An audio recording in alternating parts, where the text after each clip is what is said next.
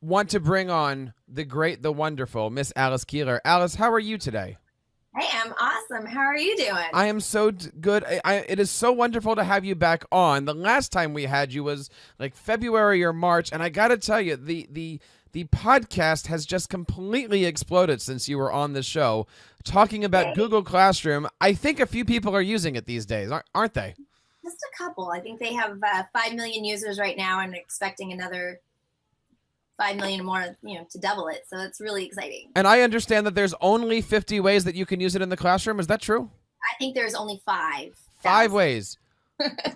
Well, today we're going to learn at least 51 ways because 50. we're gonna do 51, Alice. I don't know. We're gonna stretch you for one more way here. I got it. So let's talk a little bit about this. I mean, for those who didn't watch the other show, Google Classroom, of course, came out in the fall of last year. Is that correct? It did. I believe it came out in September, and it just has exploded. And lots of people are using it. And so just in a nutshell, what is Google Classroom? It's a digital platform to assign work and collect it. So that's the basic gist of it. But then you can just expand it to so many more creative ways that you can use it. Such as what, Alice? I love the fact that it is just so easy to connect with students. And so I think one of the difficulties with going for blended learning is how do you get information out to students? I mean, you can post it on your website, which is what I've obviously done for years, but switching over to Google Classroom just makes it so much more simple. It's all in one place. They have what's called the stream, which lists assignments and announcements. So I can just push out that information that I want students to know, and it's right there at the top for them to see right when they need to see it. So in that moment that they need information, they know exactly where to find it. It's always in the same place. That's one. So I'm sorry, what? That's one. One way to use Google Classroom. That's one. Perfect. Well, if you want the other 49, you have to read my book, right? No. I actually have a lot of really great tips and hacks for using Google Classroom on my blog, AliceKeeler.com. For math teachers, I do have a list of 60 ways that you can use Google Classroom on AliceKeeler.com. It's what's really great. I think one of the best parts about Google Classroom is how simple it is. It's not bloated with a lot of features, so it'll really allows you to customize it the way that you want it to work rather than being kind of trapped into somebody else's ecosystem. And so one of the things that kind of ruffles my feathers is when people call it a learning management system, an LMS. Just being kind of a techie nerd, most of what we call an LMS is not technically an LMS anyway, but if you look at Blackboard or Moodle or Canvas or any of those, we usually call those an LMS, learning management system.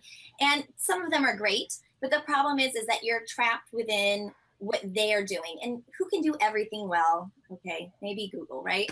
But there's so many great products out there that you want to integrate in as a teacher and that you want to use what's the best product and not just kind of what's convenient necessarily. So that's something that I really like is that Google Classroom allows me to link to and integrate all of my other products rather than trying to stay within a single ecosystem.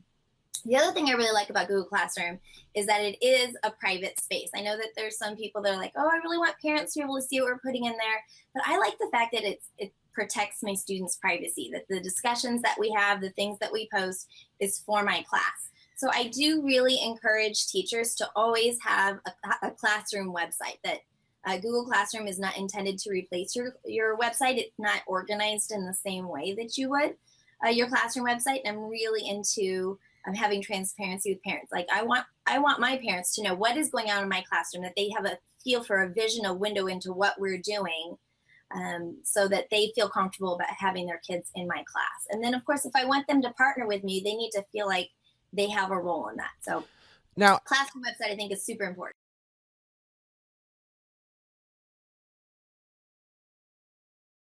It won't let you sign in. You do have to be on a Google Apps for Education account. So once I'm switched over, it allows me to log in as a brand new teacher. It's going to give me the option to choose, are you a teacher or a student? And I want you to pause for a second because you need to put teacher.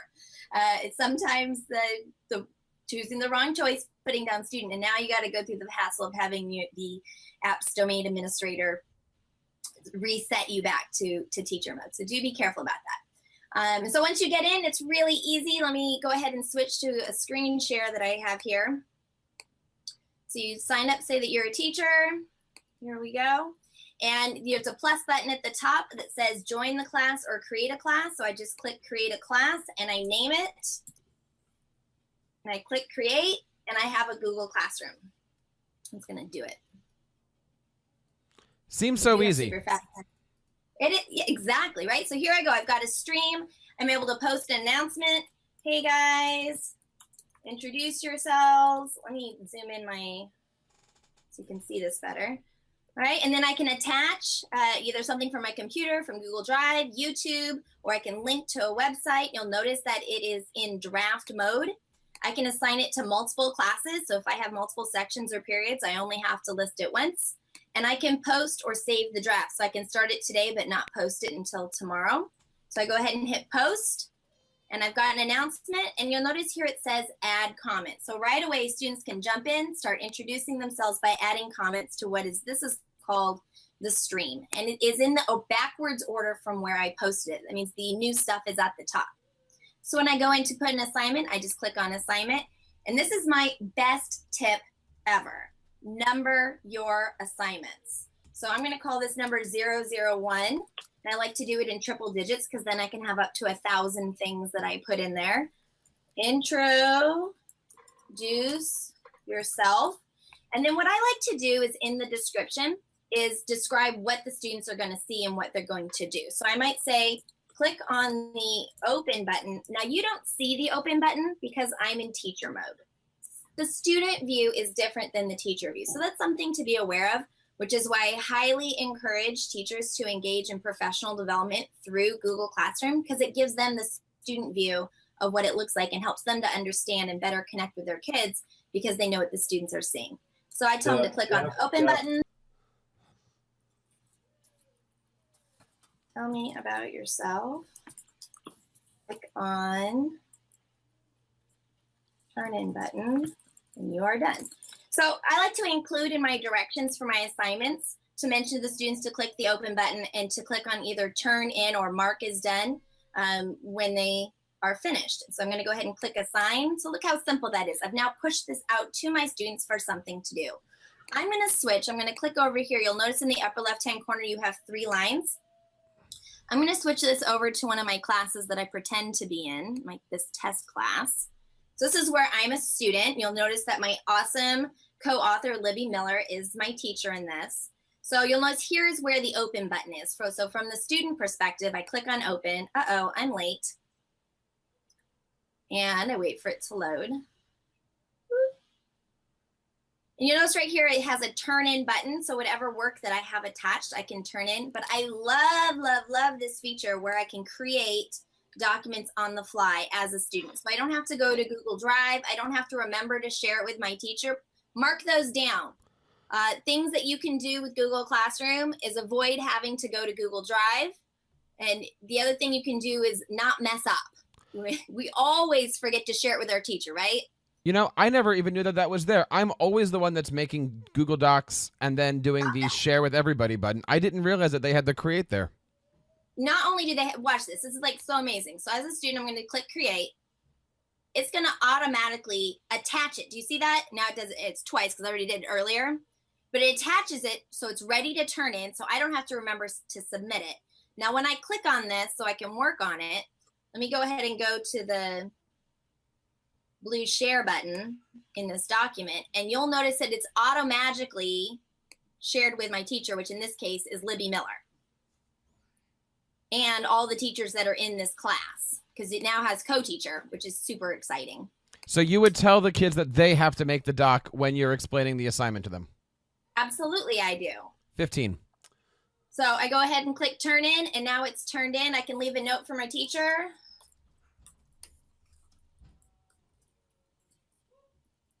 So students can communicate about their work to their teacher when turning stuff in. When do you get to put a note on your work? I guess you could use a Post-it note, but this is way better. And I just click turn in. So it's as simple as that. Teacher, whoop. You guys are cracking me up. The teacher could just they create an assignment. I can do that in seconds. Instantly, all the students have access to it. It's right in the stream. And I try not to create all of the documents. I want my students to get in the habit that they can create them themselves. So they click create and they follow the directions. Tip that I highly encourage is teaching students how to do side-by-side windows. How does that work? So there are lots of Chrome extensions that will split your screen for you. So there's tab scissors and tab glue. This one that I use is called tab resize. So you just hit the Chrome extension. There's a whole bunch of them. Take your pick. I have a blog post on this, which is usually the answer to everything. So you click on that, and then you're going to have side by side. So if the students are looking at Google Classroom and they see the directions, they want to click on the Chrome extension that does side-by-side window. One side of the screen, they're able to see the directions, and on the other side of the screen, they're able to do their work so that they can do those in tandem. So I highly encourage doing that.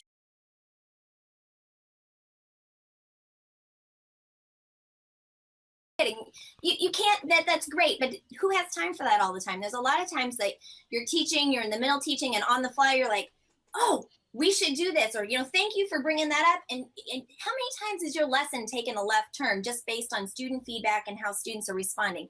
Our lessons should be responsive to student needs. You cannot pre-prepare everything. So as we're having a discussion, something comes up like, that's a really great idea. Why don't we develop that? I'm going to go into Google Classroom real quick. Boom, I just create an assignment like that. Takes me a second. Every student gets into Google Classroom.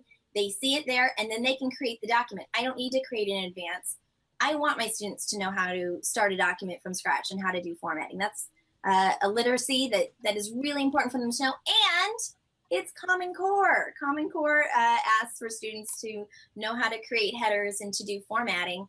So if we want students to learn those skills, then we need to ask that of them.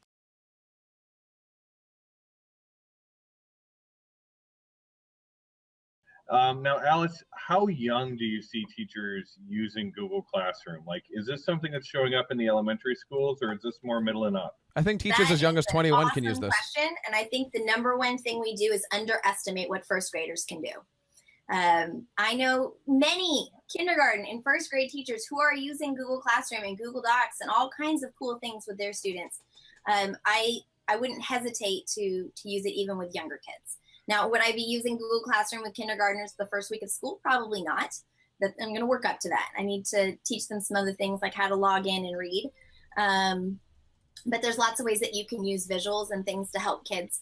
If you use Google Classroom as the home page, so when they log into the computer, boom, they are on the internet rather, that they're at Google Classroom, and they're going to be able to see the very top thing is the thing that they're going to be using. And so that they always know, you go there, the first thing you see, you're going to click on it, and they're going to be able to do activities. Using things like Google Draw and Google Slides are just some of the most amazing tools because not only are they collaborative, but they allow you to drag and move things around, right? So now you have virtual manipulatives. So you can instantly have kids go in and start counting bears. On Google Draw and Google Slides, I like to put the manipulatives off stage. So I will, you have the screen or the drawing area, and then you have off the drawing area. So I'll put a bunch of bears or counting rods or whatever it is that I want the kids to use, put it off the drawing area, and then they can drag it on and manipulate that. Now, if it's in Google Classroom, it's automatically turned in, right? It's automatically attached. Even if the kid does not click turn in as the teacher, I still have access to their work. So this is a great way for younger kids to facilitate doing some of this digital work because it takes out about 20,000 steps that you would normally need for them to do to facilitate that. So you're saying that as the teacher, you can use Google Draw and open a document and actually create a digital learning activity that you can deliver to the students by way of Google Classroom. Totally.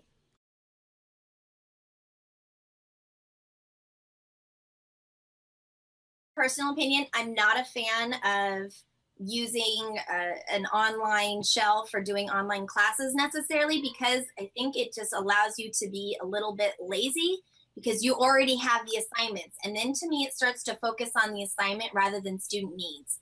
And I like my assignment that I do each week to be based on the feedback that I'm hearing from students that I can adjust what I'm doing for what they need. So in my class that I teach pre-service teachers at Fresno State.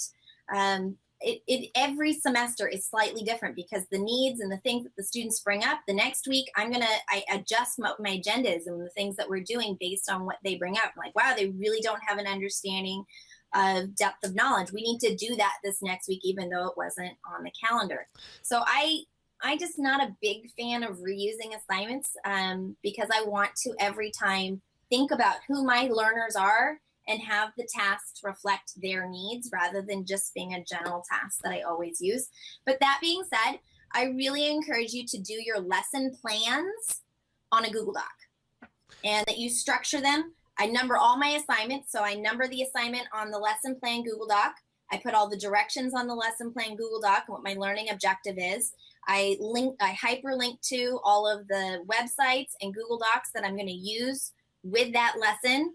I like to, if I have Google Drive documents, Google Docs, Google Sheets, Google Slides that I'm using as assets within the assignment, I like to number them the same as the assignment number. So, which is, but how does that work? Okay, so you're going to do today, you're going to do lesson plan number 5, but you might have Google Docs 7, 17, 18, and you might have Google presentation number 3, 4, and 5, but that's all. why would you do that? I'm asking, I don't know.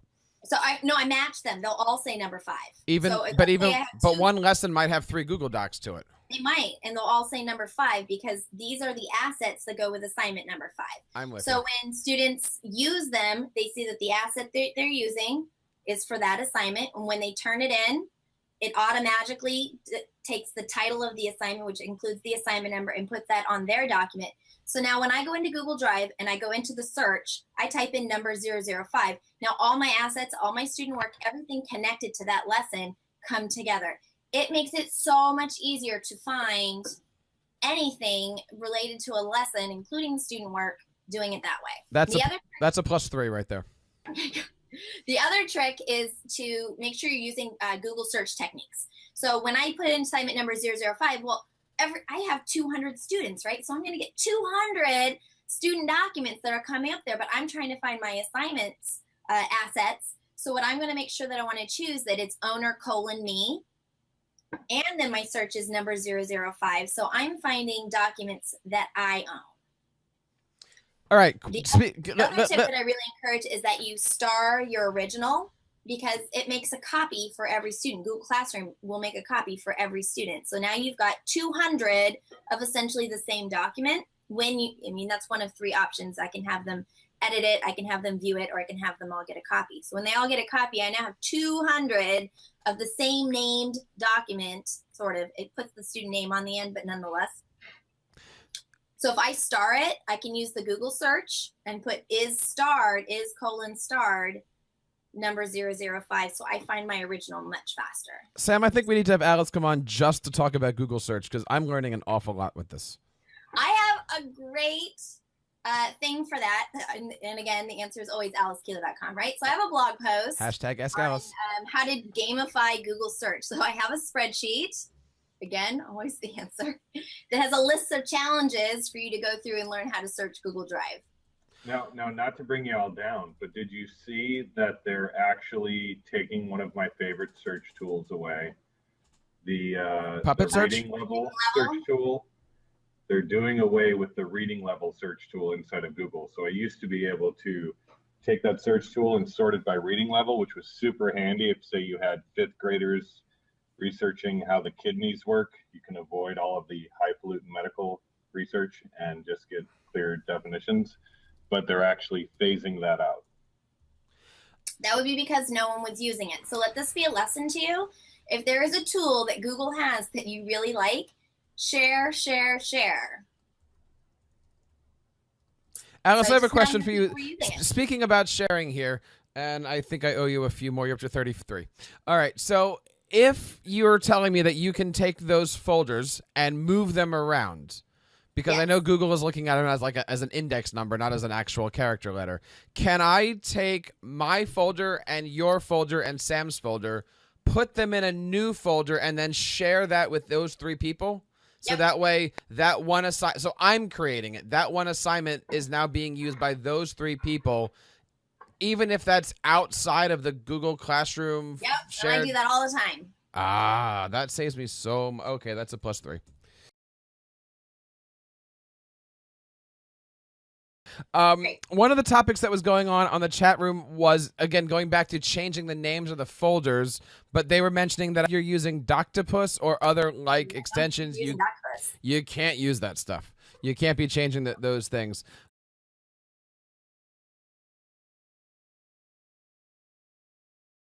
So I'm going to tell you my #1 request. So here's the thing about Google Classroom. These will be negatives now. No. Minus points. This is positive feedback from educators. So I need to show this to you. So share. In the bottom right-hand corner, can you see this? Yes. Bottom right-hand corner of every Google Classroom page, student, or look at this. I'm in student view and this question mark is here. Student or teacher view, you click on that question mark and it says send feedback.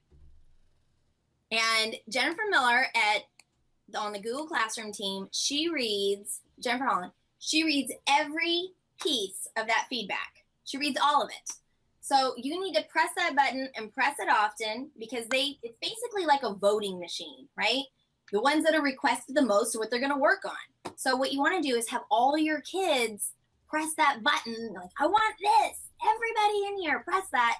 And have everybody submit the same feedback and then put it out on Twitter. So here's my #1 request that I want, because I believe that the thing that makes the game changer for education to be a 21st century teacher is providing immediate feedback. And it's hard to do that when I don't know when students have turned something in. And so I want to have an incoming tab on Google Classroom. So along the top, I'm going to screen share again. Now, couldn't they do that with push notifications? There's a lot of things we could do. You asked me what feature I wanted. I'm telling you. I'm sorry. So up here it says stream, students, and about, right? So I would love for it to just say right in here in between students and about for it to say incoming, and it were to show. So now if I go here to the little 3 lines here on the side and I click on assignments, it's going to show me all the assignments. I want something like this, but what it shows me is everything students have turned in. I want it to line item Joe, Mary, Susie, and what they've turned in, where the newest thing turned in is at the top. So I have the potential that as soon as a student, the second that they hit turn in, I can pounce on it and give them feedback. That's what I want. I want ways that I can give feedback faster, faster, faster, faster. That's mine. I hear a lot of teachers wanting to integrate with calendar and some other stuff, but I want to give faster feedback. Is it safe to talk now? No. You're at 41.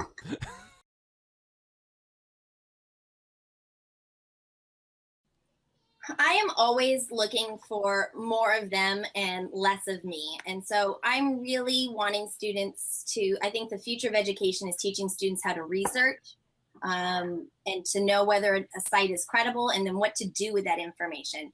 There's a new paradigm here that I don't want to put my head in the sand and pretend that it doesn't exist. And that is that I can ask my phone at any time, okay, Google, and it'll ask my question, answer my question, no matter where I'm at. And that technology is only going to get better. So I don't want to pretend that kids will not have access to that 24/7 their entire lives.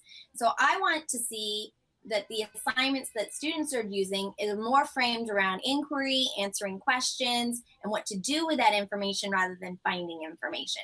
So in that case, and of course, I'm really into gamification. So I really want to see students having more choice where they're integrating what they're passionate about into the learning objectives. So I think even in that case, that option to go create your own documents straight from Google Classroom is even more valuable because I want students to be able to choose. It's not about the assignment, it's about learning.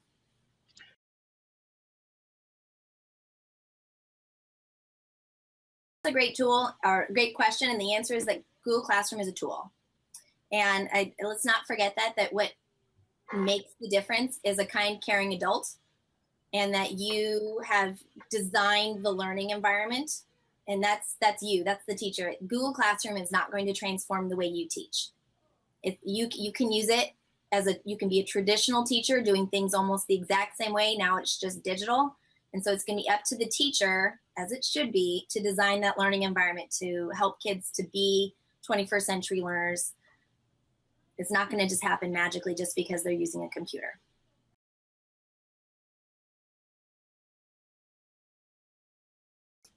You know, Alice, if I run like a club after school, can I use Google Classroom to support the learning in that club? Are you trying to pull a trick on me? Because of course the answer is yes. Wait. There you go. Thank you. I think that's one of the really important things to recognize is that Google Classroom is not restricted to your roster. And so anywhere that students have if they're students or teachers, if you're on the same domain, you can use this for any purpose. Any place you need to put people together to collaborate or to go through things together, a book club, an after-school club, professional learning.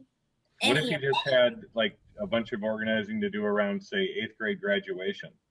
That would make a great Google Classroom. 51.